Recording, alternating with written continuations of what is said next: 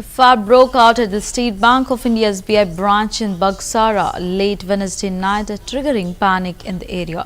Firefighters responded swiftly and managed to bring the blaze under control after 2 hours of intense effort.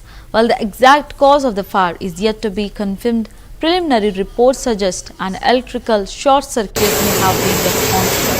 No casualties have been reported and damage assessment is currently underway.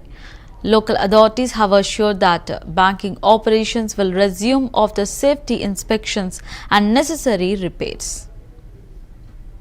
હું SP સરતેજા in charge fire officer Amreli આજરોજ 2 ને 5 કલાકે 112 જે હાલમાં જ કેન્દ્ર સરકાર દ્વારા હેલ્પલાઇન જે જારી કરવામાં આવી છે તેના દ્વારા ફાયર કંટ્રોલ રૂમ અમરેલી ખાતે જાણ કરવામાં આવી કે બગસરા એસબીઆઈ બ્રાન્ચમાં કોઈ અગમ્ય કારણોસર આગ લાગવાની ઘટના બનેલ છે.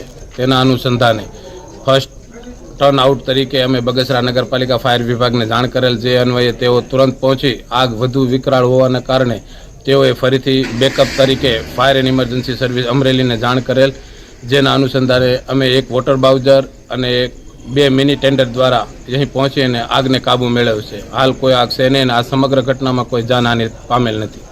કેટલો સમય લાગ્યો આગ બુઝાવવામાં? અંદાજિત 1 કલાક જેવું થયું છે, પણ ધુમાડો ઝાઝો હોવાના કારણે વેન્ટિલેશનમાં થોડોક પ્રોબ્લેમ હતો, એટલે 2 કલાક જેવો સમય લાગી ગયો.